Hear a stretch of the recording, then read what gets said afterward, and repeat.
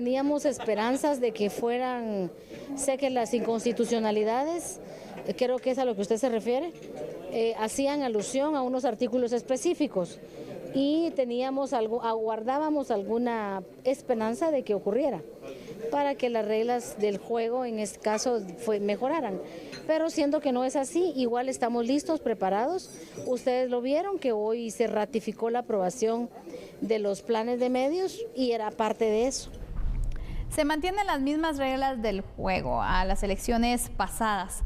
Bueno, yo la verdad he de decir que no estaba tan de acuerdo en el sentido que a estas alturas se pudieran hacer modificaciones a la ley electoral.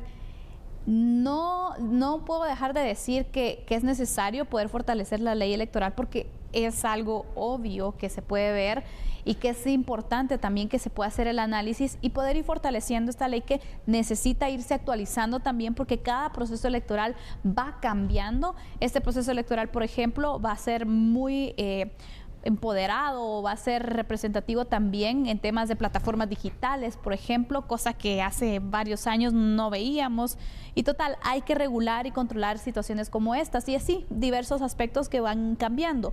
Pero a estas alturas, cuando ya estamos en la marcha del proceso electoral, creo que es muy arrebatado, muy corto de tiempo. Luego surgen dudas que pueden provocar sanciones para los partidos o los candidatos, por ejemplo. Realmente creo que debe ser un proceso en el cual se tiene que tener el tiempo para que quede claridad en todos los aspectos con los cambios que se van registrando. ¿Tú qué piensas? Mira, Sandy, voy a ser realmente, no sé, quiero manejar objetividad en la opinión que quiero emitir, porque esto no es solo de ahorita, esto es una tarea pendiente a nivel del TSE, a nivel del Congreso de la República, a nivel de las distintas magistraturas en la Corte de Constitucionalidad. Yo, no sé, te puedo decir que 2 décadas atrás que estoy muy involucrado en el estudio, en el tema de la ley electoral de partidos políticos, en general la política de nuestro país, he visto la intencionalidad del Tribunal Supremo Electoral en las distintas comunicaciones, iniciativas que ha tenido para presentar modificaciones a esta importantísima ley que es de rango constitucional, porque está contenida, mencionada dentro de la misma Constitución, por ese es su rango. Pero cada vez que se intenta realmente hacer una modificación a tan elemental ley, si tú me preguntas, Sandy, desde mi perspectiva, después de la Constitución Política de la República, la ley electoral tiene un espacio preponderante en lo que está sucediendo en nuestro país. Y uno de los espacios y tareas pendientes, mucho, es el tema del Congreso de la República. Se ha dado no sé cuántas veces la intentona de hacer una modificación radical en esta importante ley electoral y de partidos políticos en materia de cómo los ciudadanos elegimos a los que nos representan en el Congreso de la República, a los diputados.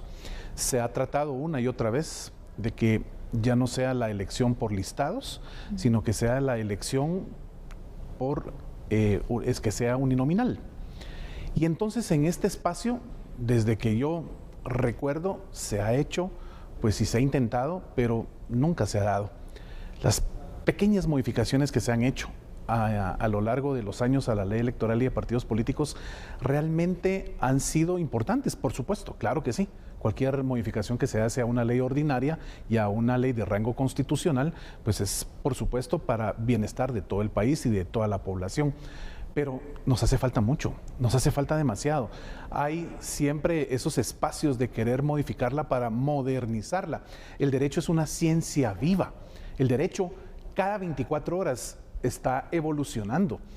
El derecho es esa ciencia que regula nuestras relaciones como humanos dentro de la sociedad en la que vivimos. Pero no puede ser posible que sigan pasando cada 4 años un nuevo periodo de elecciones y la ley electoral de partidos políticos siga teniendo realmente el mismo esquema de cuando empezó, allá en la década de los 80. Entonces, Sí. vamos lentos con esto. Creo que sí, bastante, sinceramente.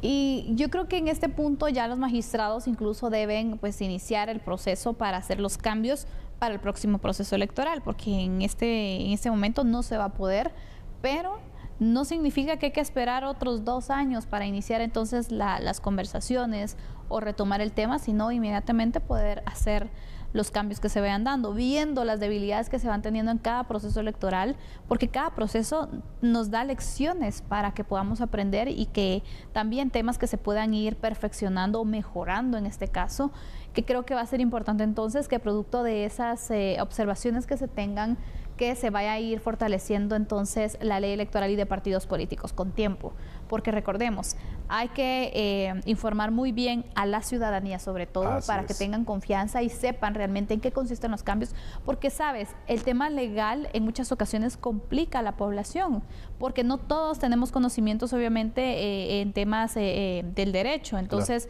hay que ir explicando para que la población se sienta tranquila de lo que va a ir a hacer y no le parezca un proceso desconocido, ¿no? Donde no sabe realmente qué es lo que va a pasar.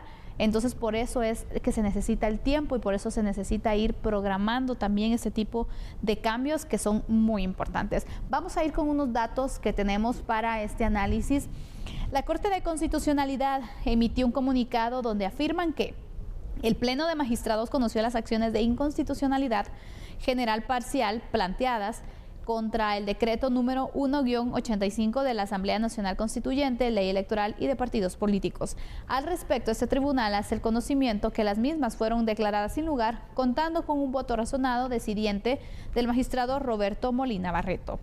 También continuando entonces con los detalles informativos de esta noticia, la Corte de Constitucionalidad afirmó que la octava magistratura actúa con completa independencia, transparencia y apegada a su mandato constitucional, por lo que la emisión de resoluciones se realiza de forma colegiada y en observancia del principio de legalidad. Así que esa es la resolución que ellos han emitido entonces, donde declaran sin lugar las inconstitucionalidades en contra de la ley electoral y de partidos políticos de las reformas. Fíjate, Sandy, que es importante explicarles a nuestros amigos televidentes, amigos y amigas televidentes que nos acompañan, qué significa esto de la decisión colegiada. No todo el mundo lo sabe y lo conoce. Tanto el Tribunal Supremo Electoral, por poner el primer ejemplo, la Corte de Constitucionalidad, que es aquí el eje de esta nota, el eje central de esta noticia, actúan como órgano colegiado. ¿Qué significa esto? Se compone por 5 magistrados, hay 5 titulares y 5 suplentes. Cuando hace falta, por X o Y razón, alguno de los 5 magistrados titulares se pudo haber ido a algún congreso fuera de Guatemala, está de vacaciones, se enfermó. Entonces, ese magistrado titular no está para emitir una opinión sobre un caso específico. El magistrado suplente sube y simple y sencillamente siempre van a existir 5 magistrados. Entonces, la actuación de estos 5 magistrados, las decisiones que toman, se le llama decisión del órgano colegiado, porque necesariamente tienen que estar siempre 5, siempre. No tienen que estar de acuerdo los 5, pueden estar 4 a favor, 1 en contra, o puede estar 1 a favor y 4 en contra, o 3 y 2, como usted quiera ponerlo. Matemáticamente siempre van a ser 5 decisiones. En este caso, como tú explicabas, Sandy, hubo un voto disidente. Esa es la palabra y la forma en cómo se le llama a la opinión de un magistrado que no está de acuerdo con lo que los otros 4 emitieron en cuanto a su fallo, en cuanto a su resolución. Entonces, ese voto no favorable recibe el nombre de voto disidente. Y simple y sencillamente votaron los 5, 4 a favor y un voto disidente. Pero es una decisión colegiada, porque los 5 están votando, están emitiendo su opinión. Lo mismo sucede en el Tribunal Supremo Electoral. Son 5 magistrados y aunque falte uno de los titulares, el suplente va a subir para que siempre la decisión sea colegiada, es decir, con 5 magistrados. Ahora, usted ya sabe y entiende qué es este concepto. Entonces, ¿cómo va a estar el proceso de elecciones? Igual que las elecciones pasadas. No hay modificacionnes que se vayan a hacer porque también eso generaba dudas, que personas incluso hacían la consulta. Bueno, entonces, ¿qué va a cambiar el proceso electoral este año? Yo les decía, esperemos que pase en la Corte, porque este era el punto entonces en el cual íbamos a saber si realmente iban a haber modificaciones. Queda claro que no hay cambios y que continúa como el proceso electoral pasado, para que también usted tenga la claridad y la confianza de poder participar en las elecciones generales.